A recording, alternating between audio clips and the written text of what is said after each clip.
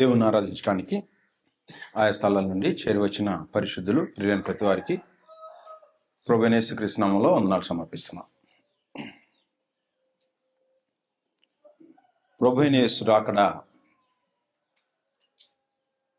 సమీపంగా ఉంది. ప్రభువైన యేసు ఎప్పుడు వస్తారో ఆ వచ్చే సందర్భంగా పరిస్థితులు ఎలాగుంటాయో ప్రభువైన యేసు తను ముందుగానే మనకి వివరించారు. ఆ వివరించినటువంటి ఆ వివరాలు నేటి దినాల్లో ప్రభువైన యేసు చెప్పినటువంటి పరిస్థితులు యాజ్ ఇట్ ఈజ్గా మనకి కనిపిస్తున్నట్టు గ్రంథం యొక్క ఆధారాన్ని బట్టి మనకు వినబడుతున్నాయి. మత్తయి సువార్త 24వ అధ్యాయంలో ప్రభువైన యేసు బోధించినటువంటి బోధ 35వ వచనం నుండి మత్తయి సువార్త 24వ అధ్యాయము 35వ వచనం. క్రీస్తు ప్రభు రాకడ సమీపంగా ఉంది. ఏ దినమో తెలియదు, కానీ పరిస్థితులు ఎలాగుంటాయో కంపారిటివ్గా పోల్చి క్రీస్తు ప్రభు చెప్పాడు.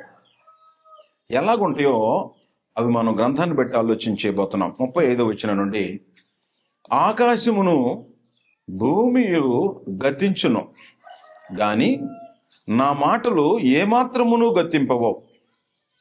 అయితే ఆ దినమును గూర్చి ఆ గడియను గూర్చి తండ్రి మాత్రమే ఎరుగును గాని ఏ మనుష్యుడైనను పరలోకమందలి దూతలైనను కుమారుడైనను ఎరుగరో. నోవాహు దినములు ఎలాగుండెనో మనుష్య కుమారుని రాకడయు అలాగే ఉండును. ఎలా ఉంటుందంట సిచ్యువేషను? నోవాహు దినముల్లో ఎలాగుందో అంటే, నోవాహు దినాలు అనేటప్పటికీ క్రీస్తుకు పూర్వం సుమారుగా 2400 సంవత్సరాలు. 2400 సంవత్సరాల క్రితం, ఇప్పుడు ఒక 2000, మొత్తం 4400 సుమారుగా. ఆ సమయంలో ఎలాగున్నాయో పరిస్థితులు, ఆ సమయము అలాంటి పరిస్థితులే ఈరోజు కూడా ఉంటాయి ప్రభువైన యేసు వచ్చే రోజున. దానికి కంపారిటివ్గా చెప్పాడు. ఎలా ఉంటాయి అనంటే, నోవాహు దినాలు ఎలాగున్నాయో 38వ వచనం చెప్తున్నాడు. జలప్రళయమునకు ముందటి దినములలో, జలప్రళయం రాబోయేదానికి ముందటి దినముల్లో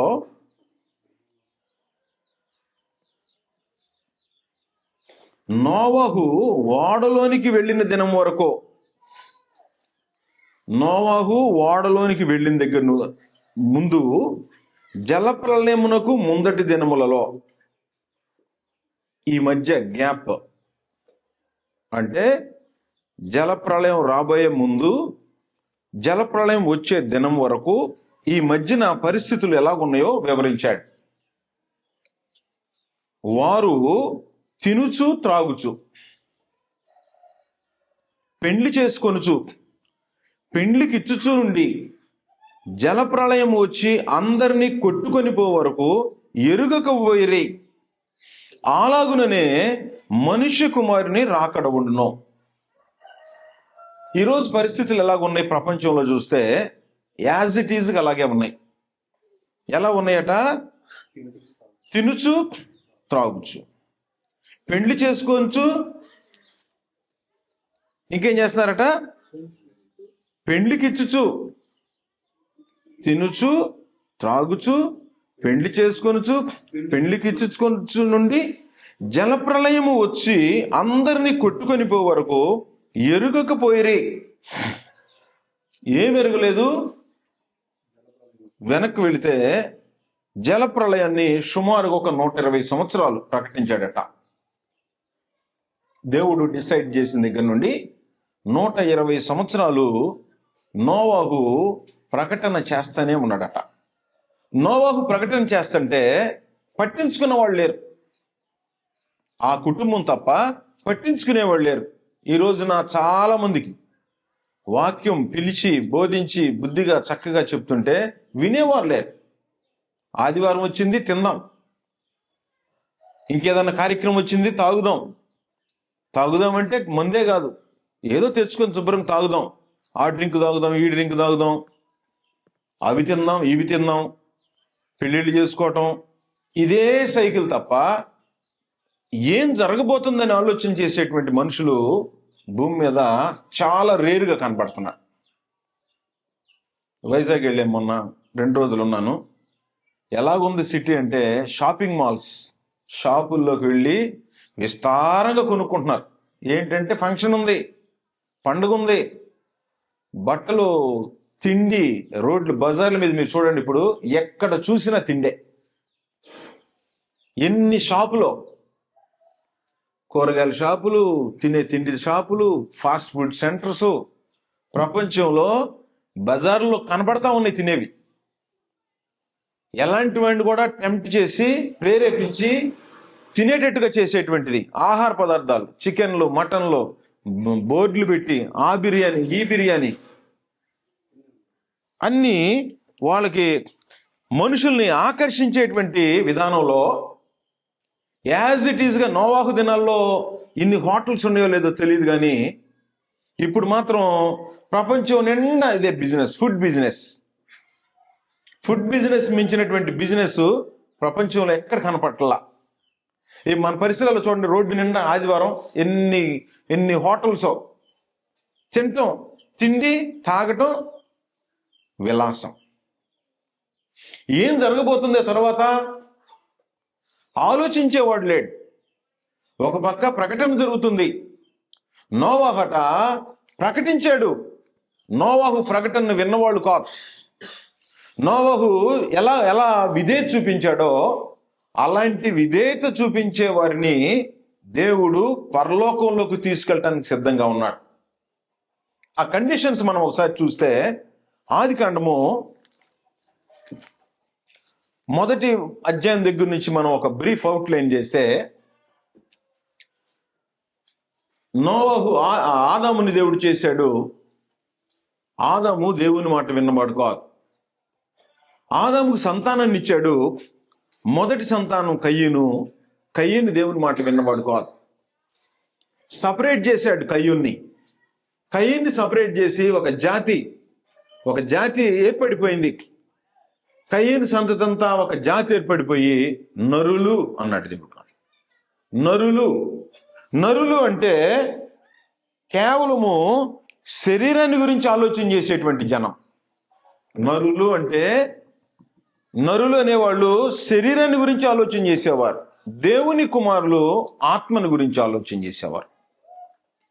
బాప్తిస్మం పొందిన వారు దేవుని కుమారులు. ఈ దేవుని కుమారులు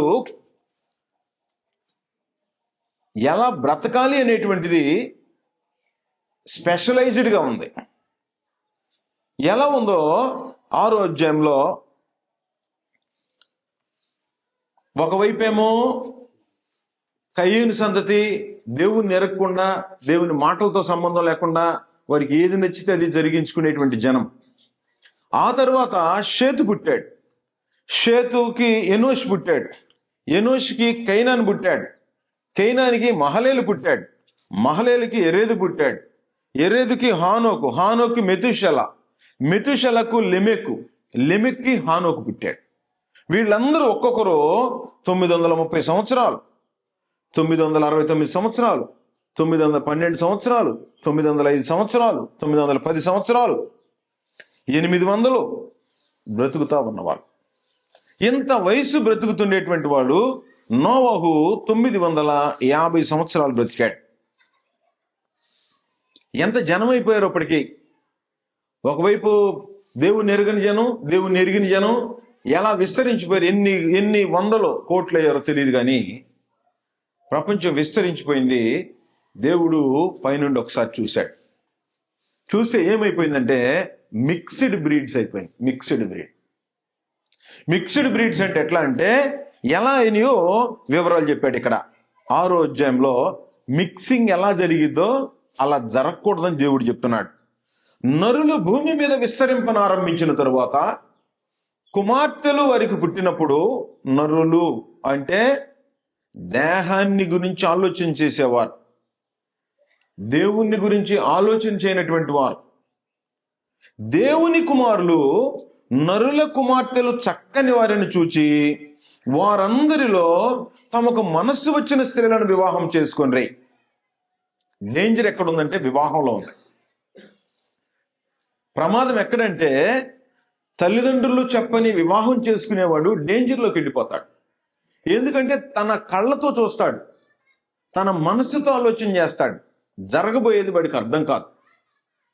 జరగబోయేది వాళ్ళకి అర్థం కాదు కాబట్టి ఈ బాహ్య సంబంధమైన నేత్రాలతో భౌతిక సంబంధమైన సంతోషం కోసం ఈ మనసుతో ఆలోచన చేస్తాడు. నచ్చిన అమ్మాయిని తీసుకొస్తే ఏం జరుగుద్దో ఆదికాండంలో చెప్పాడు. తనకు నచ్చిన అమ్మాయి తల్లిదండ్రులకు సంబంధం లేనటువంటి అమ్మాయిని తీసుకొస్తే ఏం జరుగుతుంది అని చెప్పటానికి ఆదికాండంలో 27వ అధ్యాయం, ఆదికాండము 27వ అధ్యాయం. ఇస్సాకుకి 2 కుమారులు. ఎవరు వారు? ఏశావు, యాకోబు. ఏశావు ఏం చేశాడంటే తన తల్లిదండ్రుల మాట వినకుండా వెళ్ళి వేరే జాతిలో అమ్మాయిల్ని పెళ్లి చేసుకున్నాడు. 46వ వచనంలో, మరియు రెబ్కా ఇస్సాకుతో, హేతు కుమార్తెల వలన నా ప్రాణము విసిగినది. ఈ దేశస్థురాండైన హేతు కుమార్తెలలో వీరి వంటి ఒకదానిని యాకోబు పెళ్లి చేసుకునేట్లా నా బ్రతుకు వలన నాకేం ప్రయోజనము అని ఆల్రెడీ నేను ఇబ్బంది పడుతున్నా. 26వ అధ్యాయం, ఆదికాండము 26వ అధ్యాయము 34-35 వచనాలు. ఏశావు 40 సంవత్సరముల వాడైనప్పుడు హిత్తీయుడైన బేరి కుమార్తెయగు యెహూదీతును, హిత్తీయుడైన ఏలోను కుమార్తెయగు బాసిమతును పెళ్లి చేసుకొనెను. దేవుణ్ణి ఎరగని జనం. ఈ దేవుణ్ణి ఎరగనటువంటి వారిని బిడ్డలను పెళ్లి చేసుకుంటే వీరు ఇస్సాకునకును రెబ్కాకును మనోవేదన కలుగు చేసిరి. ఈ కోడళ్ళు ఏం చేశారట? అత్తమామలిద్దరికి మనోవేదన కలుగు చేశారట. అంటే ఏం చేస్తుంటారు వాళ్ళిద్దరు? ఇంకేం చేసి ఉంటారు?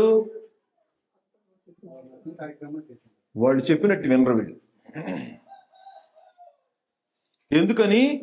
వాళ్ళ ఆచార వ్యవహారాలు వేరే, వాళ్ళ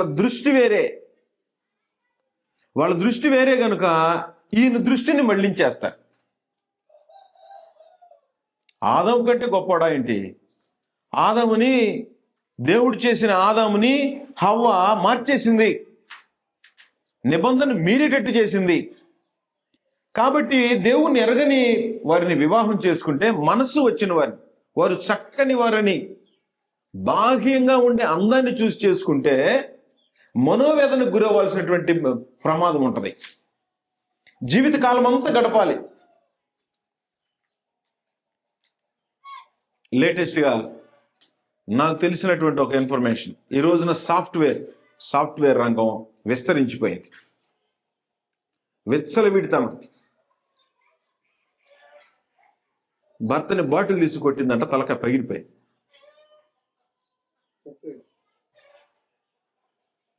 పరిస్థితి ఎలా ఉందంటే పబ్బులు, డ్యాన్సులు, తిండి, ఇంట్లో వంట చేసే స్త్రీ కనపట్టలేదు. ఎందుకయ్యా వండేది? ఆర్డర్ పెడితే ఏం జరుగుద్ది? కెమికల్ ఫుడ్ మొత్తం. అత్తమ్మ ఇంట్లో ఉండకూడదు, తల్లిదండ్రులు ఎవరు ఉండకూడదు, వారి ఇష్టం వచ్చినట్టు జీవించాలి. కాబట్టి పరిస్థితి ఎలాగుంటుంది? ఏ బిడ్డనైతే 25 ఏళ్ళు 30 ఏళ్ళు పెంచుకుందో తల్లిదండ్రి, ఆ తల్లిదండ్రి యొక్క మాట వినకుండా విసుగు కలిగించారు. రెబ్కాకును ఇస్సాకునకును మనోవేదన కలుగు చేసేది. అందుకని అంటుంది, నాయనా ఇస్సాకు ఇంకొక అబ్బాయి ఉన్నాడు కదా మనకి యాకోబు, అలాంటి వాళ్ళతో పెళ్లి చేసుకునే పని లేదు, మన బంధువులు ఉన్నారు అక్కడికి పంపిద్దాం అంటే ఎవరిని తీసుకొచ్చారు?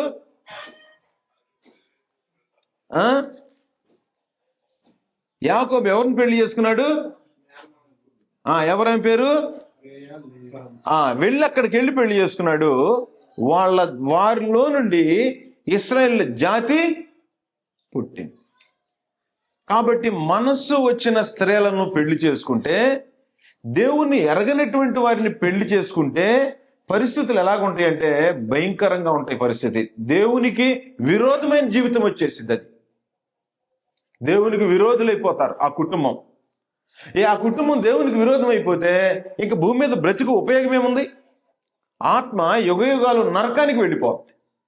అలాంటి జీవితాన్ని ఏం చూడాలంటే ఈ దృష్టితో చూడకూడదు, దేవుని దృష్టిలో నుండి చూడాలి. అందువలన ఆదికాండము 6వ అధ్యాయంలో పరమందున దేవుడు చూశాడు. చూసిన తర్వాత ఒక డెసిషన్కి వచ్చాడు. 3వ వచనం, అప్పుడు యెహోవా, నా ఆత్మ నరులతో ఎల్లప్పుడూ వాదించదు, వారు తమ అక్రమ విషయములో నరమాత్రులై ఉన్నారు. నరమాత్రులై అంటే 2వ నెంబర్ శారీరులై ఉన్నారు. అంటే శరీరాన్ని గురించి ఆలోచన చేసేవాళ్ళు ఉన్నారు కానీ ఆత్మని గురించి ఆలోచన చేసేవాడు లేడు. అయినను వారి దినములు 120 ఏండ్లగును, 120 years. ఈ 120 సంవత్సరాల్లో బోధించితే విన్నటువంటి వాడు మారితే అలాంటి వాడు వస్తాడు. నోవాహట బోధించాడట. నోవాహు బోధించి వారికి దేవుడు ఏం చెప్పాడు తెలుసా? చూశాడు. ఇలా చూసిన తర్వాత హృదయంలో దేవుడట సంతాపం నొందాడట. సంతాపం నుండి ఇక ఇలాంటి జనం ఈ భూమి మీద ఉండకూడదు. నేను సృజించిన ఈ భూమి పాడైపోయింది, పాపంతో నిండిపోయింది, నేనెవరో తెలియని జనం అయిపోయారు, కాబట్టి జనం ఉండకూడదని చెప్పేసి ఆయన చెప్తున్నాడు. 7వ వచనం, అప్పుడు యెహోవా, నేను సృజించిన నరులతో కూడా భూజంతువులను, పురుగులను, ఆకాశ పక్షాదులను భూమి మీద ఉండకుండా తుడిచివేది. ఏలయనగా నేను వారిని సృష్టించినందుకు సంతాపము నొంది ఉన్నాను. నేను తల్లిదండ్రులు బిడ్డలను పెంచి పెద్దవాడిని చేస్తే వారు తల్లిదండ్రులను పట్టించుకోకుండా వదిలిపెట్టి వారి ఇష్టం వచ్చినట్టు వారు జీవనం చేస్తుంటే ఎందుకు అన్నాను రా వెళ్ళి అనిపించింది. తండ్రులు అయిన తర్వాత, బిడ్డలకు వివాహాలు అయిన తర్వాత ఈ అనుభవం తెలుస్తుంది. ఇప్పుడు తెలియదు. ఎందుకన్నాను వీడిని, ఎందుకన్నాను వీళ్ళని, సరైన మార్గంలో బ్రతకట్లేదు. ఒక ఆవిడ అందే, వీడు చచ్చిపోతే బాగుండయా. అలా అనొద్దమ్మా అంటే ఏంటంటే తట్టుకోలేకపోతున్నాం, వాడి ప్రవర్తనకి తట్టుకోలేకపోతున్నాం. దేవుడు పైనుండి చూసి మనుషులకే ఎలాగుంటే పైనుండి చూసి ఈ విశ్వాన్ని సృజించిన దేవుడు భూమిని, ఆకాశాన్ని, గాలిని, ఇందులో ఉండే సమస్తాన్ని మానవునికి ఇచ్చి స్వేచ్ఛనిచ్చి బ్రతకమంటే దేవుడు ఎవరో తెలియకుండా ఇష్టం వచ్చినట్టు జీవితాలు గడుపుకునేటువంటి మనుషుల్ని ఏం చేయాలి? దేవుడు ఆలోచన చేశాడు. ఆలోచన చేసిన దేవుడు 120 సంవత్సరాలు సుమారుగా నోవహు చేత చూశాడు. చూస్తేనట, అయితే నోవహు 8వ వచనం, యెహోవా దృష్టి యందు కృప పొందినవాడాయన్. నోవహు దేవునితో కూడా నడిచినవాడు. నోవహు వంశావళిదే. నోవహు నీతిపరుడును, తన తరములలో నిందారహితుడే ఉండెను. నోవహు దేవునితో కూడా నడిచినవాడు. దేవునితో కూడా నడిచినవాడు. మిగతా వారందరూ దేవుడు లేకుండా నడుస్తున్నవారు. మనం ఎలా నడుస్తున్నాము? మనం దేవునితో నడవాలంటే ఎలాగో చెప్పాడు. దేవునితో నడవటం అంటే ఆదివారం వచ్చి కొద్దిసేపు కూర్చొని పోవటం కాదు. ఏం చేయాలో దేవుడు చెప్పాడు.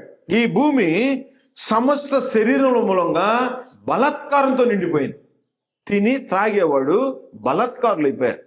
నెఫీలులు బలాత్కారులు అయిపోయారు. నెఫీలులు అంటే బలాత్కారులు. ఎక్కడ చూసినా ప్రపంచ దేశాల్లో చూస్తే బలాత్కారమే, నచ్చిన వాడిని పాడు చేయటం, నచ్చిన స్థలం లాక్కోవటం, నచ్చిన ఇల్లు లాక్కోవటం, నచ్చితే ఏ పనైనా చేయటం, తన స్వాధీనం కాకపోతే ఏ పనికైనా తెగబడేటువంటి విధానాన్ని బలాత్కారులు అంటారు. ఈ బలాత్కారులతో భూమి నిండిపోయింది. ఇలాంటి భూమిలో ఈ జనం ఎందుకు నా భూమిలో? కొంతమంది ఏం చేస్తారు తెలుసా, బిడ్డల్ని ఇక్కడ ఉండకుండా నా ఇంట్లో వద్దురా వెళ్ళిపోయి నువ్వు అంటాడు. ఎందుకంటున్నాడు? ఈ ఇంట్లో జీవించే జీవన విధానం కరెక్ట్గా లేదు, నా ఇంట్లో వద్దు నువ్వు వెళ్ళిపో అన్నాడు. పరమందున్న దేవుడు ఆ స్థితికి వచ్చి గనుక నా సన్నిధిని ఏమైందట, వారి అంతము వచ్చి ఉన్నది. వారి అంతం వచ్చేసింది, నువ్వు వెళ్ళి ప్రకటించు, వాడ కట్టుకో. 2 విషయాలు, ప్రకటన చేస్తుండు, వాడ కడుతుండు. వాడ కడుతూ ప్రకటన చేయమన్నాడట. చితిసారపు మానుతో నీ కొరకు ఓడను చేసుకొనుమో, అరలు పెట్టు, సొంత జ్ఞానం ఏం వాడలేదు, 3 అంతస్తులు చేయి, పైన కిటికీ పెట్టు, మధ్యలో డోర్ పెట్టు. ఏం చెప్పాడో అదే విధానంగా అదే విధంలో జరిగిపోయిందట. యాజ్ ఇట్ ఈజ్గా చేశాడు. చిత్రం ఏంటంటే, నీవు నీ కుటుంబం లోపలికి వెళ్ళు, నేను ఏ జంతువులు ఏ పక్షులు భూమి మీద జతలో నీ వద్దకు అవే వస్తాయి. మనం వెళ్ళి ఎక్కించుకోవటం కాదు, నోవహు వెళ్ళి పిలుచుకురాలా. దేవుడు వాటికి ఆజ్ఞాపించి వాటిని ఏం చేశాడు తెలుసా? 20వ వచనం, నీవు వాటిని బ్రతికించి ఉంచుకొనుటకై వాటి జాతుల ప్రకారం, పక్షుల్లోను వాటి జాతుల ప్రకారం, జంతువుల్లోను వాటి జాతుల ప్రకారం, నేలను ప్రాకు వాటన్నిటిలోను ప్రతి జాతిలోను 2 చొప్పున అవి నీ యొద్దకు అవి వచ్చును.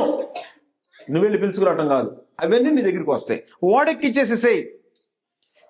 మరియు తినుటకు నానా విధములైన ఆహార పదార్థములు కూర్చుకొని నీ దగ్గర ఉంచుకొనుమో, అవి నీకును వాటికి ఆహారముగును చేయి. నోవహు అట్లు చేసెను, దేవుడు అతనికి ఆజ్ఞాపించిన ప్రకారము యావత్తు చేసెను. భూమి మీద అంటే మిగతా మనుషులు ఏం చేస్తున్నారు? దేవుడు ఎవరో తెలియదు వాళ్ళకి, వాళ్ళ ఇష్టం ఏదైతే అది. ఈరోజు ఆదివారం వస్తే ఆరాధనకు రావాల్సిన జనం వదిలిపెట్టేసి ఆదివారం వస్తుందంటే పొద్దున్నే బయలుదేరి వెళ్ళిపోతున్నారు. ఇక వైజాగ్ వెళ్తే రోడ్డు నిండా అరకులో ఏముంటాయి అంటే చలి కోసం వెళ్తున్నారంట. అక్కడ చలి చూద్దామని కొండల్లో చలి ఎలాగుందంటే 1, 2, 3, 4, 5 అంతే. మనకి ఇక్కడ 25 నుంచి 30 డిగ్రీల మధ్య ఉంటుంది. అక్కడ 1, 2, 3, 4 చలి. ఆ చలిలో క్యాంప్ ఫైర్ అంట. క్యాంప్ ఫైర్ అంటే కట్టెలు వెలిగించి ఈ చలికి దాని చుట్టూ తిరుగుతూ అవి వీడియోలు చేసి, మేము వెళ్ళి అరకెళ్ళి వచ్చి చూడండి, అరకులో మేమేం చేసాం చూడండి. చిన్నప్పుడు చలి మంటలు వేసుకునేవాళ్ళు, అక్కడికి వెళ్ళి చలి తెచ్చుకొని మంటలు వేసుకుంటున్నారు. ఎట్టయిపోయిందో చూడండి ప్రపంచం. చలి పుడితే మంట వేసుకోవటం వేరు, చలి పుట్టే ప్రాంతానికి వెళ్ళి మంట కొనుక్కోవటం వేరు. కొనుక్కోవాలి అక్కడ, తెలుసా? కాస్ట్లీ, దానికి వేలల్లో ఖరీదు ఉంటాయి. ఎట్టయిపోయారు మనుషులు? తిని తాగి విలాసం చేసుకుందాం అనేటువంటి, అక్కడ జనం బ్రతికే తీరు ఎలాగుంటుందంటే, వారికేమో ఆహారం దొరక్క, అరకు వ్యాలీ ప్రాంతంలో మన స్వార్థగుడికి వెళ్ళేంత ముందు మన సహోదరుడు వచ్చారు కదా, అక్కడ పరిస్థితులు ఎలా ఉంటే బక్కగా ఉండిపోతారు మనుషులు. వాళ్ళ వాతావరణానికి అలా, వీళ్ళేమో అక్కడికి వెళ్ళి అంటే ఏంటి పరిస్థితి? భూమి ఎలా ఈరోజు ఆదివారం మీరు వెళ్ళి చూస్తే అక్కడ మొత్తం జనమే, బయట నుంచి టూరిస్ట్కి వచ్చేటువంటి జనాలు. భూమి బలాత్కారులతో నిండిపోతుంది. కారులే కారు, దేవునితో సంబంధం లేదు వాళ్ళకి, దేవునితో బాంధవ్యం లేని జనం ఎలా తిరుగుతున్నారో. అలాంటి వాళ్ళకట ఏం చెప్పాడంటే, నోవహు ప్రకటన చేశాడట. 2వ పేతురు పత్రిక 2వ అధ్యాయము 5వ వచనం. 1000 సంవత్సరాలు అయిపోయిన తర్వాత నోవహును గురించి దేవుడు రాయించాడు ఈ గ్రంథంలో. 2వ పేతురు పత్రిక 2వ అధ్యాయము 5వ వచనంలో, మరియు ఆయన పూర్వకాలముందున్న లోకమును విడిచిపెట్టక భక్తిహీనుల సమూహం మీదికి, ఎవరి మీదకి? భక్తిహీనుల సమూహం మీదికి, 4వ నెంబర్, లోకము మీదికి జల ప్రళయమును రప్పించినప్పుడు నీతిని ప్రకటించిన, ఏం ప్రకటించాడట? నీతిని ప్రకటించిన నోవహును మరి 7గురిని కాపాడాడు. అంటే నీతిని ప్రకటిస్తే ఈయన కుటుంబంలో ఉన్న 7గురు తప్ప ఇంకెవరు కూడా నీతిని అనుసరించి బ్రతకటానికి ఇష్టపడినవారు కాదు. కాబట్టి నీతిని ప్రకటించిన నోవహును మరి 7గురిని కాపాడాడు. మరియు ఆయన సొదొమ గొమొర్రాలను పట్టణములను భస్మము చేసి, సొదొమ గొమొర్రా పట్టణాలు భయంకరమైన పట్టణాలు. ఎలాంటి పట్టణాలంటే స్త్రీలతో స్త్రీలు, పురుషులతో పురుషులు. లోతు ఇంటికి దేవదూతలు వస్తే వారితో శయనించాలని లోతుని ఇబ్బంది పెట్టినటువంటి జనం. ఇలాంటి లోకం ఏం చేయబోతుంది? దేవుడు ఏం చేయబోతున్నాడు? వాటికి పనిష్మెంట్ ఇవ్వబోతున్నాడు. ఈ పనిష్మెంట్ ఇవ్వబోతుంటే చెప్తున్నాడు, దుర్మార్గుల కామ వికారయుక్తమైన నడవడి చేత బహు బాధపడిన నీతిమంతుడగు లోతును తప్పించెను. ఎలాగుందంటే ఇప్పుడు నీతిగా బ్రతికే వాడికి ఈ లోతు టైపే, నోవాహు టైపే ఉంది. ఈ రోజున నీతిగా బ్రతికే కుటుంబాలు ఎక్కడున్నాయని వెతుక్కోవాల్సిన పరిస్థితి ఏర్పడిపోయింది. అలాంటి వాళ్ళు ఉంటే ఎలా ఉందట వాళ్ళ పరిస్థితి? 8వ వచనం, ఆ నీతిమంతుడు వారి మధ్యను కాపురముండి తాను చూచిన వాటిని బట్టి వినిన వాటిని బట్టి వారి అక్రమ క్రియల విషయములో దినదినము నీతిగల తన మనసును నొప్పించుకొనుచూ వచ్చెను. కాబట్టి ఈరోజు నీతిగా బ్రతికేవాడు లోకంలో కలిసిపోలేక దినదినము ఎలా ఉంటుంది పరిస్థితి? నొప్పించుకోవటం. ఆ కార్యక్రమాలు చూస్తుంటే నొప్పి, బాధ, ఏంట్రా ఇలాగైపోయారని. ఎలాంటి పరిస్థితులు అంటే వాళ్ళు వారి మధ్యన కాపురము, దుర్మార్గుల కామ వికారయుక్తమైన నడవడి చేత, దుర్మార్గుల కామ వికారయుక్తమైన నడవడి చేత బహుబాధపడిన అన్నాడు. ఆదికాండం 19వ అధ్యాయం చదివితే ఈ వివరాలు మనకి తెలుస్తుంటాయి. దినదినము వారి అక్రమ క్రియల విషయంలో దినదినము నీతిగల తన మనసును నొప్పించుకొని వచ్చాను. ఈ నొప్పించేవాడు ఏమనుకున్నాడంటే, వీడు ఒక అమాయకుడు రా, లోతు ఒక అమాయకుడు, నోవహు అమాయకుడు, విలాసం చేయకుండా బ్రతుకుతున్నారు వీళ్ళు, వీళ్ళకేం తెలియట్లేదు, లోకంలో ఎట్ట బ్రతకాలో కూడా తెలియట్లేదు. మనుషులకేమో అలాగుంది. దేవుని దృష్టికి ఎలాగుందంటే, ఇలాంటి భక్తిహీనులు భూమి మీద ఎందుకు? అలాంటి వాళ్ళని నాశనం చేసేస్తే భూమి మళ్ళీ ఫ్రెష్ అయిపోద్ది. తెగులు వచ్చిందనుకో, తెగులు వస్తే ఏం చేస్తారు? తెగులు తీసేస్తారా, ఉంచుకుంటారా? లెప్రసీ వచ్చిందనుకో, ఇదివరకు లెప్రసీ, ఏలుకు వస్తే ఏలేం చేసేవాళ్ళు? కత్తిరించేసేసేవాడు. ఎందుకని? ఇంతవరకు కత్తిరిస్తే మిగతా బాడీ అన్న బాగుంటుంది. కాబట్టి దేవుడు భూలోకంలో ఉండేటువంటి పాపుల్ని, వాళ్ళకి నీతి మార్గాన్ని బోధించాడు. దేవుడు చేసే పని ఏంటంటే బోధిస్తాడు, ముందు సమయం ఇస్తాడు. బోధించి సమయం ఇచ్చిన తర్వాత వీడిక మారడు అనుకునేటువంటి పరిస్థితిలో వాడిని లేపేస్తాడు ఎక్కడి నుంచి. ఆ లోకాన్ని అలాగ నాశనం చేశాడట. అప్పుడు నోవాహుతో ఏమి నిబంధన చేశాడంటే, ఇక నుండి ప్రపంచం మొత్తాన్ని తుడిచివేయను, జల ప్రళయం రాదు, నీరు ఈ రకంగా రాదు అని ఇంద్రధనుసు చూపించాడు. ఆ ఇంద్రధనుసు చూసి ఇక నుంచి నేను ఇలాంటి జల ప్రళయాన్ని రప్పించను అని చెప్పి దేవుడు డిసైడ్ చేసేసాడు. అందువలన ఇప్పుడు ప్రపంచం నీటితో మునిగిపోయేటువంటి ప్రమాదం లేదు. ఏం ప్రమాదం ఉందనంటే, అగ్ని గంధకాలతో మండే గుండం రెడీగా ఉంది. ఇది శాశ్వతం. అప్పుడు భూమి మీద నోవహు కుటుంబం మిగిలిపోయింది. ఇప్పుడు ప్రభువైన యేసు వస్తే ఇంక ఏం మిగలదు. ఏం మిగులుద్దంటే, భూమి మీద భూమి ఉండదు, ఆకాశాలు ఉండవు, ఈ మొత్తం కాలిపోతాయి. నీతిమంతులు మాత్రమే పరలోకంలోకి వెళ్ళిపోతారు. నోవహు దినాల్లో దేవుడు ఏం చేశాడు తెలుసా? తలుపు మూసేశాడట ఆయనే. వాడ ప్రకటించిన తర్వాత వినకపోతే ఆ దినం వచ్చేసింది. నోవహు వచ్చేసే, ఎక్కు, నీ ఫ్యామిలీ ఎక్కేయండి అన్నాడు. ఎక్కేసాడు. ఆ జంతువులు వస్తే ఎక్కించుకో అన్నాడు. ఎక్కించాడు. లోపలికి వెళ్ళిన తర్వాత ఏం చేశాడో చూడండి. ఆదికాండము 7వ అధ్యాయము 16వ వచనం. ప్రవేశించినవన్నీ దేవుడు అతనికి ఆజ్ఞాపించిన ప్రకారం సమస్త శరీరంలో మగది ఆడది ప్రవేశించాను. అంటే దేవుడు ఏం కోరుకున్నాడో అవే ఓడలోకి వచ్చినాయి.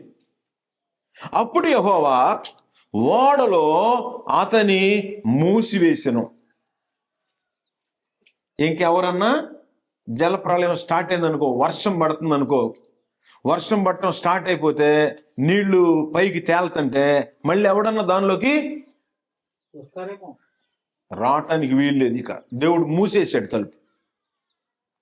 ఈ రోజున ప్రభువైన యేసు భూమి మీదకి వచ్చి ఏం చెప్తున్నాడంటే, నోవాహు దినాల్లో మనుషులు అలాగున్నారు, మీరు అలాగ ఉండొద్దు. నోవాహుని గుర్తుపెట్టుకోండి. లోతు దినాలు ఎలా ఉన్నాయో చూడండి, లోతుని గుర్తుపెట్టుకోండి. మీరేం చేస్తారంటే లోకం నుండి వేరే భద్రంగా బ్రతకండి. ఒకవేళ కామయుక్తమైన కార్యక్రమాలు ఉన్నా, బాధ పెట్టినా ఓర్చుకోండి. నేను తలుపు మూసేస్తా, మిమ్మల్ని భద్రం చేస్తా, మీ ఆత్మను కాపాడుతాను. తలుపు మూసేసిన తర్వాత కేకలు పెట్టుంటారా లేదా? కేకలు పెడతారు. లోపలికి ఒకడు రావటానికన్నా కుదిరిద్దా? రాదు. ప్రభువైన యేసు ఒక్కసారి అట్లా ప్రత్యక్షమైతే, డోర్ ఎలాగూ నోవాహు దినాల్లో క్లోజ్ అయిపోయిందో, ప్రభువైన యేసు ప్రత్యక్షమైతే ఇంకెవడు మారు మనసు పొందడానికి ఛాన్స్ లేదు.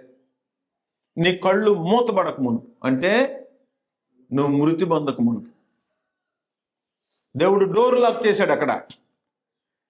యేసుక్రీస్తు ప్రత్యక్షం అవబోయే ముందు, లేదా నీ కళ్ళు మూతబడబోయే ముందు, నువ్వు దేవుని మార్గాన్ని అనుసరించి నీతిగా బ్రతికితే రక్షణ, లేకపోతే పనిష్మెంట్, ఎవర్ లాస్టింగ్ పనిష్మెంట్. అంటే ఎప్పుడు శాశ్వతమైన పనిష్మెంట్కి గురవబోతున్నారు. అందువలన నోవాహు దినాలు మనకి ఏమి హెచ్చరిక చేస్తాయి అంటే, జాగ్రత్తగా బ్రతకాల్సినటువంటి అవసరం ఉంది. నోవాహు దినాలను తలుచుకుంటే, ఇప్పుడు ప్రభువైన యేసు చెప్పే ఆయన రాకడ ముందు నేను వస్తా, ఆ దినం తెలియదు. ఒకవేళ తెలిస్తే ఏం చేస్తారు? డేట్ చెప్పాడు అనుకో, సపోజ్, ఏం చేస్తారు? డేట్ ముందు రోజు వచ్చేస్తారు. అలా కాదు నాయన, ఏ డేటో తెలియదు, ఏ సమయమో తెలియదు, నీ మరణం ఎప్పుడో కూడా తెలియదు. కాబట్టి నువ్వు చేయాల్సిన పని ఏంటంటే, నోవాహులాగా దేవుడు ఏం ఆజ్ఞాపిస్తున్నాడో వాటిని మీరు ఫాలో అవ్వండి. దానికి ఇంకేం కలపడానికి లేదు. కిటికీ పైన పెట్టమన్నాడు, అక్కడే పెట్టాలా.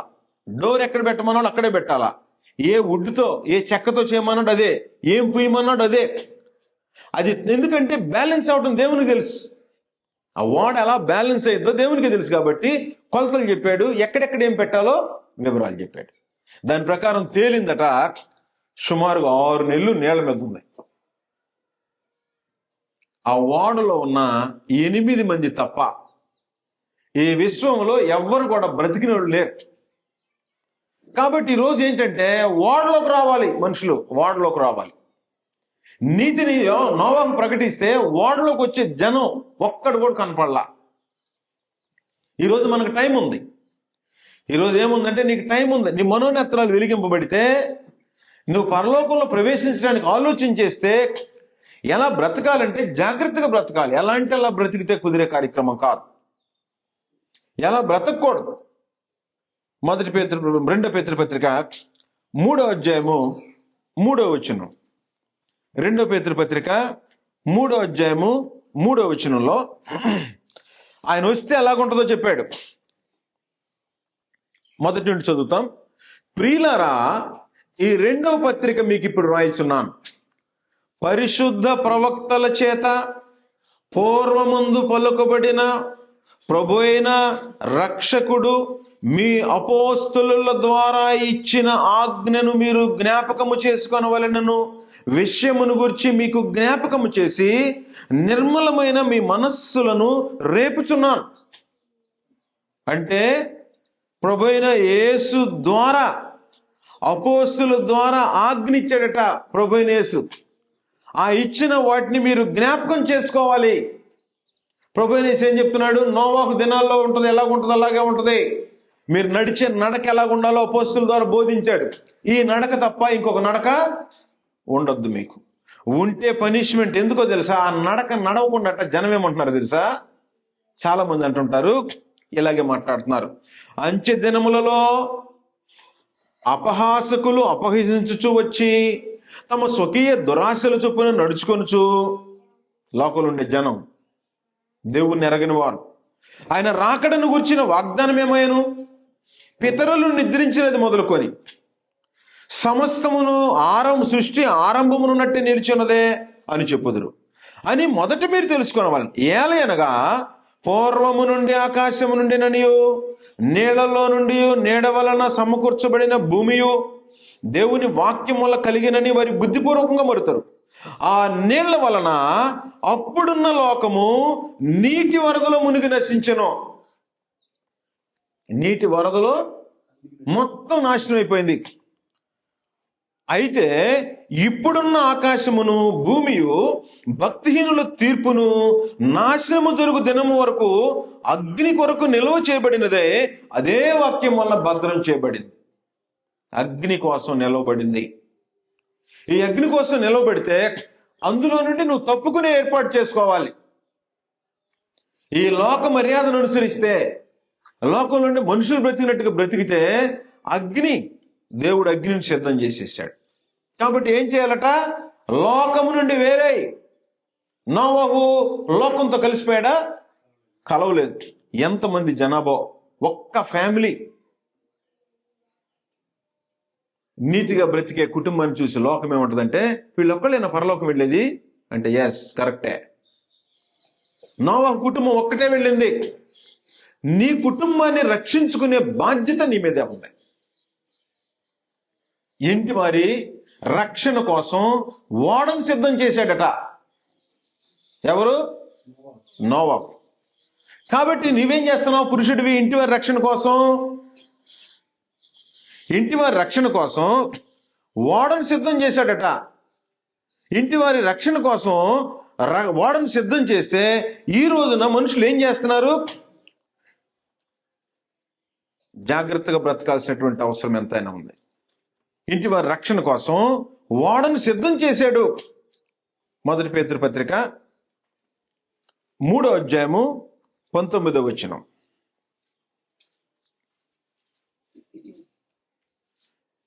దేవుని దీర్ఘశాంతం ఇంకా కనిపెట్టుచుండినప్పుడు, దేవుడు 120 సంవత్సరాలు ఎదురు చూస్తా ఉన్నాడు. నోవహు ఏమో నీతిని ప్రకటిస్తున్నాడు. వింటలు ఎవరో? పూర్వము నోవహు దినములలో ఓడ సిద్ధపరచబడుచుండగా అవిధేయులైన వారి యొద్దకు, అనగా చెరలో ఉన్న ఆత్మల యొద్దకు ఆయన ఆత్మరూపిగాని వెళ్ళి వారికి ప్రకటించెను. ఆ ఓడలో కొందరు, అనగా 8 మంది నీటి ద్వారా రక్షణ పొందిరి. దానికి సాదృశ్యమైన బాప్తిస్మము ఇప్పుడు మిమ్మును రక్షించుచున్నది. విశ్వాసము, విధేయత. దేవుని యందు విశ్వాసం ఉంది నోవహుకి. దేవుడు ఏం చెప్పాడో అదే చేశాడు. ఈ రోజున కొంతమంది బాప్తిస్మం అవసరం లేదు. నోవహు దినాల్లో ప్రకటన చేస్తుంటే జలప్రళయం రాదురా, ఎందుకు వాడా అన్నట్టు. బాప్తిస్మం అవసరం లేదు అంటే రక్షణ అవసరం లేదని బోధిస్తా ఉన్నారు. కాబట్టి విశ్వసించిన వాడు విధేయత చూపించాలంటే దేవుడు ఏం చెప్పాడో అదే చేయాలి. కాబట్టి అలా చేయటానికి మానవులు తీర్మానం చేసుకుంటే దేవుడు దాన్ని స్థిరపరుస్తాడు. ఇంటి వారి రక్షణ కొరకు ఓడను సిద్ధం చేశాడట. ఎవరు? నోవహు. హెబ్రీ పత్రిక 11వ అధ్యాయము 7వ వచనం. హెబ్రీలకు రాసిన పత్రిక 11వ అధ్యాయము 7వ వచనం. విశ్వాసమును బట్టి నోవహు అది వరకు చూడని సంగతులను గూర్చి దేవుని చేత హెచ్చరింపబడి, అది వరకు చూడలేదు. ఏం చూడలేదు? వర్షం చూడలేదు. భూమి మీద నోవహు సమయంలో జలప్రళయం వచ్చే వరకు కూడా ఎవరు వర్షాన్ని చూసిన వారు కాదు, మంచు మాత్రమే చూశారు. వర్షం పడిద్దంటే ఎవరు నమ్మాలి? అది వరకు చూడని సంగతులు. వర్షం పడుద్ది, జలప్రళయం వస్తుంది, మనుషుల్ని ముంచేస్తుంది, ఓడ కట్టుకో అంటే ఓడ కడతా ఉన్నాడు. సిద్ధపరిచే దినాల్లో 8 మంది రక్షణ పొందారట. నోవహు నీతిని ప్రకటించాడు. ఎవరన్నా వచ్చారా? రాలేదు. అందుకని ఆయన ఏం చేశాడు తెలుసా? విశ్వాసమును బట్టి నోవహు అది వరకు చూడని సంగతులను గురించి దేవుని చేత హెచ్చరింపబడి భయభక్తులు గలవాడై తన ఇంటి వారి రక్షణ కొరకు ఒక ఓడను సిద్ధం చేసెను. ఒక ఓడ. నీ ఇంటి వారి కోసం ఏమన్నా ఓడ ఉందా? తిని తిరగటమేనా? ఇంటి వారికి ఎవరైతే దేవుణ్ణి గుర్తెరిగారో ఆ గుర్తెరిగినటువంటి వారు ఇంటి వారికి ఓడ సిద్ధం చేయాలి. ఓడ అంటే రక్షింపబడే స్థలం. నాడు ఓడ, ఆ ఓడలో ఉన్న వాళ్ళే రక్షణ పొందుతారు. భౌతిక సంబంధమైన రక్షణ అది. ఆ ఓడ దాటిపోయామనుకో, ఓడలో ఎక్కలేదనుకో, ఏం జరుగుద్ది? మరణం. భౌతిక సంబంధమైన మరణం. ఇంటి వారి రక్షణ కొరకు ఓడను సిద్ధం చేశాడట. మరి ఇంట్లో ఈ రోజున పురుషులు, నాయకులు ఓడ సిద్ధం చేస్తున్నారా? సిద్ధపడిన ఓడలోకి వెళ్లకుండా వాళ్ళు ఆపుతున్నారా? వారు ఒకవేళ ఓడలోకి వెళ్తుంటే, రక్షణ మార్గంలోకి వెళ్తుంటే వాళ్ళని ఆపే పని చేస్తున్నారా? వారి కోసం ఓడను సిద్ధం చేస్తున్నారా? కాబట్టి ఇంటి యజమాని, భర్త, ఇంటి యజమాని బాధ్యత ఏంటంటే ఇంటి వారి రక్షణ కోసం ఓడ కట్టాలి. నువ్వేం కోట్లు పెట్టి ఉద్యోగాలు రాకపోయినా పర్వాలేదు, బిల్డింగ్ కట్టకపోయినా పర్లేదు, మీ ఇంటి వారి రక్షణ కోసం రక్షణ పొందే స్థలం ఒకటి ఉంది. ఆ ఓడలోకి తీసుకొచ్చి పెట్టేస్తే దేవుడు నీకు అప్పగించిన బాధ్యత అయిపోయినట్టే. కోట్లు లేకపోవచ్చు, బంగ్లాలు లేకపోవచ్చు, పెద్ద పెద్ద విలాసవంతమైనటువంటివి లేకపోవచ్చు, షాపింగ్ మాల్లో పెద్ద పెద్ద వస్తువులు కొనే ఆ స్థితి లేకపోవచ్చు, కానీ ఇంటి వారి రక్షణ కోసం ఓడ. ఆ రోజున ఓడలో ఎక్కితే నోవహు సిద్ధం చేశాడు. ఈ రోజున క్రీస్తు ప్రభు సిద్ధం చేస్తున్నాడు. ఆయన సిద్ధం చేసే దాంట్లోకి మనుషులను తీసుకొచ్చే ఏర్పాటు చేసుకోవాలి. మత్తయి సువార్త 16:18. మత్తయి సువార్త 16:18. మరియు నీవు పేతురువు, ఈ బండ మీద నా సంఘమును కట్టుదును.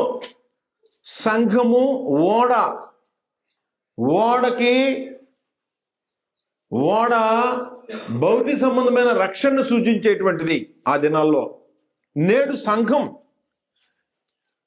ఈ బండ మీద నా సంఘమును కట్టుదును, పాతాళలోక ద్వారములు దాని ఎదుట నిలువనేరవని నేను నీతో చెప్పుచున్నాను.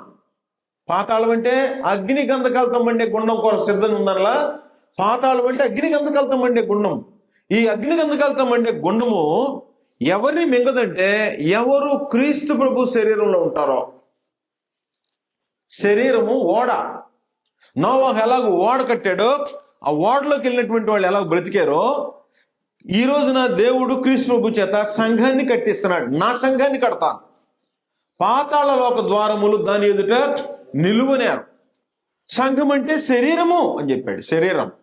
ఈ శరీరం లోపలికి ప్రవేశించండి. ఈ శరీరంలోకి ప్రవేశిస్తే శరీరం అనే తెర ద్వారా ఏర్పరచబడినదైన మార్గము అన్నాడు. హెబ్రీయులకు రాసిన పత్రిక 10:19. సహోదరులారా, యేసు మన కొరకు ప్రతిష్ఠించిన మార్గమున, అనగా నూతనమైనదియు జీవము గలదియు ఆయన శరీరము అను తెర ద్వారా ఏర్పరచబడినదైన మార్గం వలన, ఆయన శరీరమును తెర ద్వారా ఏర్పరచబడిన మార్గం. శరీరం అనే తెర అంటే సంఘము. కొలస్సీ 1:18. సంఘము అను శరీరమునకు ఆయనే శిరస్సు. ఎఫెసీ 5:22-23. సంఘం అనే శరీరమునకు క్రీస్తే రక్షకుడు. కాబట్టి బిడ్డల్ని, భార్యని ఎందులోకి వచ్చేటట్టు చేయాలంటే వారు ఇష్టపూర్వకంగా క్రీస్తు ప్రభు శరీరంలో ప్రవేశిస్తే రక్షణ ఉంటుంది. ఓడలో రక్షణ ఉంది, క్రీస్తు ప్రభు శరీరంలో రక్షణ ఉంది. ఇంకెక్కడ ఈ విశ్వంలో నువ్వు మానవులు కట్టినటువంటి ఏ కట్టడంలో, ఏ సంఘంలో నువ్వు చేరినా అది నోవహు కట్టిన ఓడతో సమానం కాదు. నోవహు ఓడలో ఉంటేనే జలప్రళయం నుంచి తప్పించుకుంటారు. క్రీస్తు ప్రభు కట్టే సంఘం లోపల ఆయన శరీరంలో ప్రవేశిస్తేనే రక్షణ పొందుతారు. బయట రక్షణ, నోవహు ఓడకు బయట ఎలాగ రక్షణ లేదో క్రీస్తు ప్రభు శరీరానికి బయట రక్షణ లేనే లేదు. ఎందుకంటే క్రీస్తు ప్రభు శరీరము దేవుని మాట చొప్పున కట్టబడేది. నోవహు ఎలా కట్టాడో అలా కట్టబడేటువంటిది క్రీస్తు ప్రభు శరీరమైన సంఘం. అందులో ప్రవేశించిన వాడు అగ్నిగంధకాలను గండే గుండంలో నుంచి పాతాళ లోక ద్వారములు మరియు నీ పేతురువు ఈ బండ మీద నా సంఘాన్ని కడతా, పాతాళ లోక ద్వారములు దాని ఎదుట నిలువుని. నోవాహు వాడకట్టు జలప్రళయం వస్తుంది, మీరు రక్షణ పొందుతారు అని చెప్పాడు. నోవాహు కట్టాడు, క్రీస్తు ప్రభు సంఘాన్ని కడుతున్నాడు. అందులో చేరావా? పాతాళం మింగుతా. ఇంకెక్కడన్నా చేరావా? పాతాళం మింగేసేసి. కాబట్టి క్రీస్తు ప్రభు శరీరానికి రక్షకుడు కాబట్టి నువ్వు అందులో జీవిస్తే, అందులో ఉంటే ఆ శరీరాన్ని రక్షించడానికి దేవుడు కోరుకున్నాడు నోవాహు కట్టిన ఓడలాగా. కాబట్టి తిని తాగి మన ఇష్టం వచ్చినట్టు జీవించేది కాదు, క్రమమైన జీవితం, లోకము నుండి వేరే జీవితం. బాప్తిస్మం పొందేటప్పుడు చెప్పేశాడు అపోస్తలుల కార్యముల గ్రంథం 2వ అధ్యాయంలో,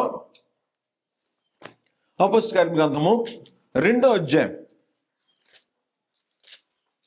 అపోస్తలుల కార్యముల గ్రంథము 2వ అధ్యాయంలో 40వ వచనం, ఇంకను అనేక విధములైన మాటలతో సాక్ష్యం ఇచ్చి మూర్ఖులకు ఈ తరము వారికి వేరై ఏం చేయాలి? నోవాహు వాళ్ళతో కలిసిపోతే, వాళ్ళతో కలిసిపోయాడా? నోవాహు వాళ్ళతో కలిశాడా? ఆ జనంతో కలిసిపోయాడా? వాళ్ళ కుటుంబం కలిసిందా? కలవలేదు. మూర్ఖులకు నంబర్ వేసింది ఎక్కడ తెలుసా? మూర్ఖులకు అన్న దగ్గర 2వ నంబర్ వేసి వంకరైన, అక్కడ బలాత్కారులు, అక్కడ బలాత్కారులు, ఇక్కడ వంకరైన మూర్ఖులు ఈ తరం నుండి వేరే. నోవాహు ఎలాగూ ప్రకటించాడో ప్రకటించే బాధ్యత కలిగిన వాడు వింటావు. నీ ఇంటి వారిని ఆ ఓడలోకి తెచ్చుకోవాల్సినటువంటి బాధ్యత కలిగిన వాడు వింటావు.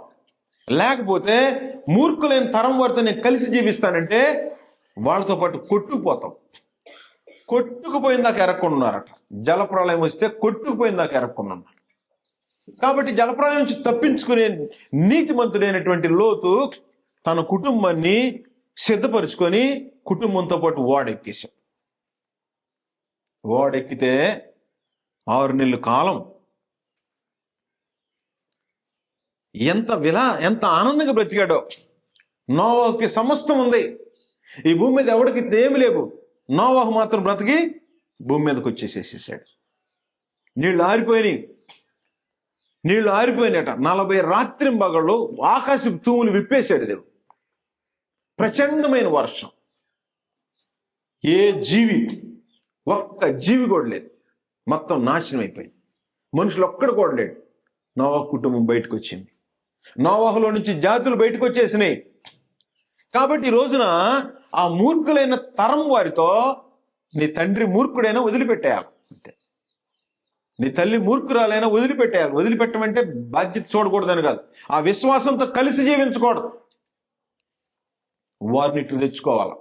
రాహాబు అనే వేశ్య వాడు కనుక్కుంది, అయ్యా మీ దేవుడు పైన ఆకాశమందు కింద భూమి యందు దేవుడే, ఎట్టి మనుషులకైనాను మీ ఎదుట ధైర్యం చాలదో, నన్ను గుర్తుపెట్టుకోండి, నా కుటుంబాన్ని గుర్తుపెట్టుకోండి అంది. వేశ్య వృత్తి చేసుకున్నామే నీతి బోధ వింటే బలాత్కారులు ఎవరు రక్షణ పొందలేదు, కానీ వేశ్య వృత్తి చేసుకునే రాహాబు అనే స్త్రీ వాక్యం విన్నది, విని విధే చూపించింది, నీతికి లోబడిపోయింది. అలా లోబడితే విన్నవాడు విధే చూపిస్తే రక్షణ పొందుతాడు. విన్నవాడు విధే చూపించకపోతే జలప్రళయం ఎలా మునిగిపోయారో రేపు అగ్నిగంధకాలతో మండే గుండంలోకి వెళ్ళిపోబోతున్నారు. కనుక ఏం చేయాలంటే పాతాళాన్ని తప్పించుకోవాలంటే ఒకే ఒక మార్గం, ప్రభు అయిన యేసు మన కొరకు ప్రతిష్ఠించిన మార్గం. ఒక మార్గం ఏర్పాటు చేశాడు. ఏ మార్గం అంటే శరీరం అనే తెర. శరీరం అంటే సంఘం. ఆ శరీరం అనే తెర క్రీస్తు ప్రభు సంఘం నుంచి డైరెక్ట్ గా పరలోకానికి మార్గం ఉంటుంది. నువ్వే మార్గాన్ని వెళ్ళినా పాతాళం మింగేసింది. ఏ మార్గంలో వెళ్ళు పాతాళం మింగిద్ది. క్రీస్తు ప్రభు ప్రతిష్ఠించిన మార్గంలో వెళ్ళు, పాతాళం నిన్ను మింగదు. ఎంత దరిద్రుడైనా సరే పాతాళం నిన్ను మింగదు. కాబట్టి పాతాళం మింగకుండా బ్రతుకు కావాలేనంటే జాగ్రత్తగా బ్రతకాల్సినటువంటి అవసరం ఉంది. లోకం నుండి వేరుగా బ్రతకాల్సిన అవసరం ఉంది. నీతిగా బ్రతకాల్సిన అవసరం ఉంది. ఆయన అడుగుజాడలను అనుసరించి నడవాల్సినటువంటి అవసరం ఉంది. కుటుంబ యజమాని బాధ్యత ఏంటంటే ఇంటి వారి రక్షణ కొరకు ఓడను సిద్ధం చేశాడట. ఇంటి వారి రక్షణకి ఓడ. కాబట్టి మనలో ఎంతమంది అలాంటి రక్షణ సిద్ధం చేస్తున్నారో ఇంటి వారికి, అలా సిద్ధం చేస్తే దేవుడు పైనుండి చూస్తుంటాడు వివేకము కలిగి.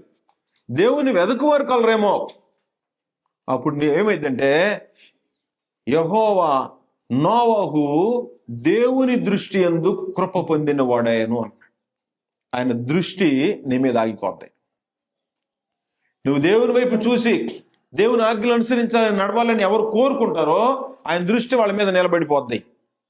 ఆగి ఆ కుటుంబాన్ని రక్షించడానికి దేవుని యొక్క ప్రణాళిక ఆ ఇంటి దగ్గరికి తీసుకొచ్చేస్తాడు. దేవుని వెతికితే చాలు, ఎక్కడున్న మనిషి దేవుడు కావాలని కోరుకుంటే నీతి మార్గాన్ని బోధించేవాడిని నడిపిస్తాడు. కావలసిన ఆలోచన ఏంటంటే దేవుడు ఎవరో, ఏది నీతి మార్గమో, ఏది క్రీస్తు ప్రతిష్ఠించిన మార్గమో అని వెతకటము మనుషుల యొక్క బాధ్యతగా ఉండాలి. అలాగైతే దేవుడు పైనుండి చూస్తుంటాడు, పైనుండి చూస్తూ ఉంటాడు. చూస్తే అప్పుడు మనకి మేలు లభించింది. కానీ అలా కాకుండా మనం ఏది చేసినా సరే రక్షణ పొందేటువంటి అవకాశము ఎట్టి పరిస్థితుల్లో ఉండదు. అందువల్ల ఏం చేయాలి మనుషులంటే నీతి మార్గాన్ని వెతుక్కోవాలి, దేవుణ్ణి వెంబడించాలి, దేవుడు చెప్పినట్టు చేయాలి. అలా చేస్తే ఏం జరిగిద్దంటే నీ ఆత్మని కాపాడి నువ్వు శరీరుడు కాదు దేవుని కుమారులు అన్నాడు. దేవుని కుమారులు అంటే ఆత్మని గురించి ఆలోచన చేసేవాడు. తమ శరీరం యొక్క మనసు యొక్క కోరికలు, శరీరం యొక్క మనసు యొక్క కోరికల్ని కత్తిరించేసేసేటువంటి వాడు. అది బాప్తిస్మంలో జరిగింది. బలాత్కారులు తమ మనసు వచ్చినటువంటి వారు వీళ్ళు ఏం చేస్తారంటే మనస్సాక్షిని క్లీన్ చేసుకోవటానికి బాప్తిస్మంలో పని జరిగింది. శరీరేచ్ఛలతో కూడిన స్వభావం బాప్తిస్మం ముందు కత్తిరించి వేయబడింది.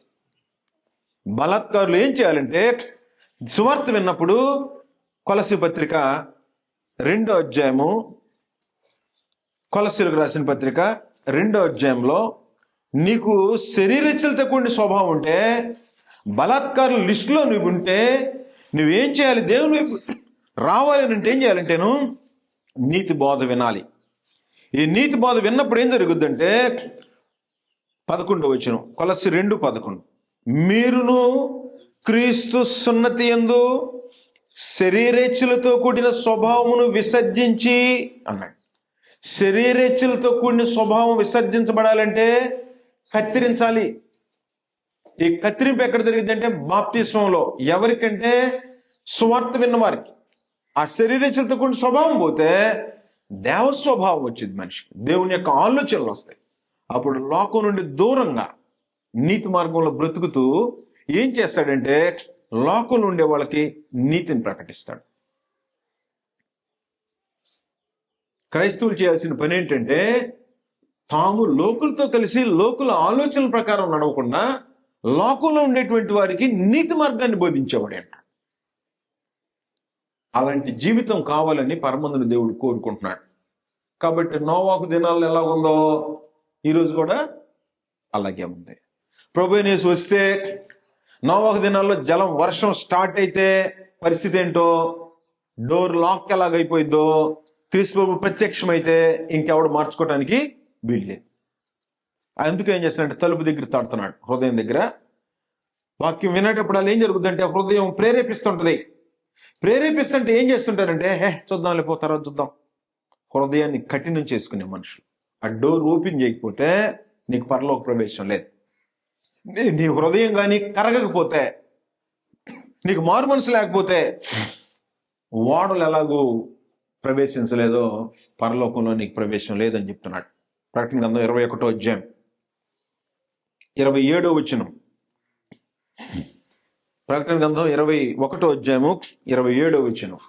గొర్రె పిల్ల యొక్క జీవ గ్రంథమందు రాయబడిన వారే దానిలో ప్రవేశింతురు గాని నిషిద్ధమైనది ఏదైనాను, అసహ్యమైన దానిని, అబద్ధమైన దాన్ని జరిగించువాడైనను దానిలోనికి ప్రవేశింపడో.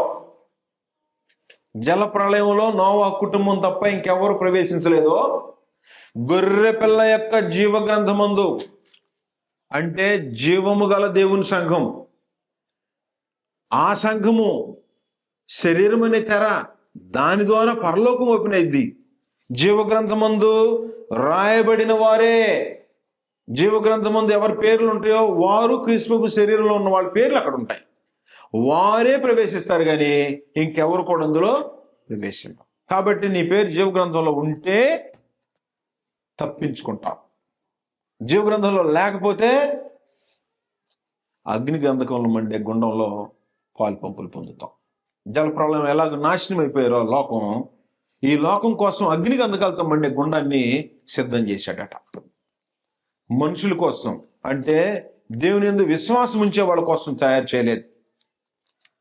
2 పేతురు 3వ అధ్యాయము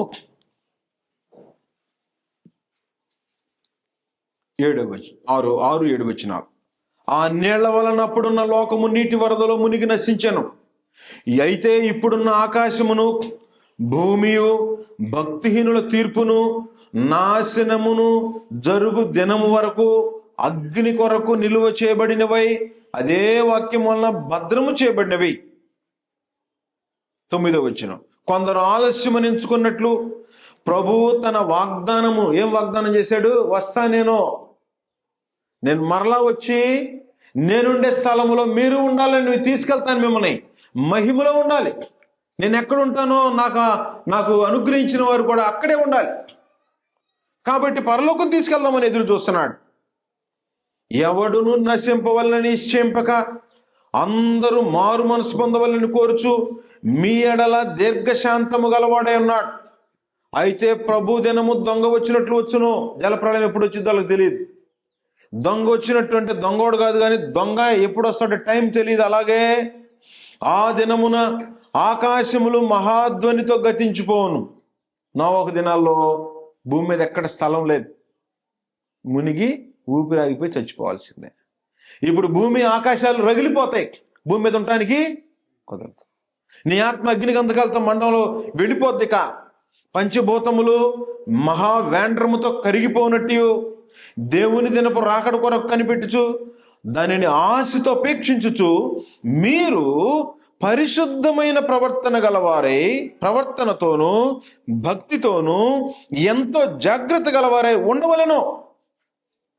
మనమైన వాగ్దానాన్ని బట్టి కొత్త ఆకాశం, కొత్త భూమి, పరలోకం కొరకు ఎదురు చూస్తాం. కాబట్టి సిద్ధమేనా? ప్రభువైన యేసు ఈ రోజు వస్తే రెడీయా? నువ్వు రెడీ కాకపోతే అగ్ని గంధకాలతో గుండం. నోవహు రెడీగా ఉన్నాడు, వాడు కట్టుకొని. జలప్రళయం వచ్చేసింది, ఎక్కేసాడు. వాళ్ళ కుటుంబం రక్షించబడింది. ఈరోజు ప్రభువైన యేసు వస్తే రెడీయా? లేదంటే అగ్ని నిన్ను మింగేసేది. భూమి మీద ఎక్కడున్నా మింగేసేసింది. యుగయుగాలు, ఒకరోజు కాదు, యుగయుగాలు దాన్ని అనుభవించకుండా ప్రభువైన యేసు యొక్క మాటలు మనం గుర్తు చేసుకొని ఆలస్యమని ఎంచుకోవద్దు. మరలా వస్తా, నేనుండే స్థలంలో మిమ్మల్ని తీసుకెళ్తా. మీరు రక్షింపబడండి. రక్షణ పొందిన వారు మీ ఇంటి వారి కోసం ఓడ రెడీ చేయండి. రక్షణ అనే ఓడ రెడీ చేయండి. ఆ ఓడలోకి మీ ఇంటి వాళ్ళని పిలవండి. రాహాబ్ లాగా ఆ ఇంటి వాళ్ళందరూ రక్షణ పొందారట. కాబట్టి మనము మన ఇంటి వారు. యెహోషువ చెప్పాడు 24వ అధ్యాయంలో, యెహోషువ గ్రంథం, మీరు ఎవరిని సేవిస్తారో సేవించుకోండి, నేను నా ఇంటి వారు యెహోవాని సేవిస్తాం. మీరు ఎటు తిరుగుతారో నాకు అనవసరం. కాబట్టి మన ఇంటి చుట్టుప్రక్కల ఉండేవాళ్ళు ఎలా ఉంటారో కాదు, దేవుడు ఎలా ఉండమన్నాడో అది మనం గుర్తుపెట్టుకోవాలి. అలాంటి జీవితాన్ని మనం జీవిస్తూ లోకంలో ఉండే వాళ్ళకి నోవహు ప్రకటించినట్టు నీతిని ప్రకటించే బాధ్యత, కుటుంబాన్ని రక్షించుకునే బాధ్యత.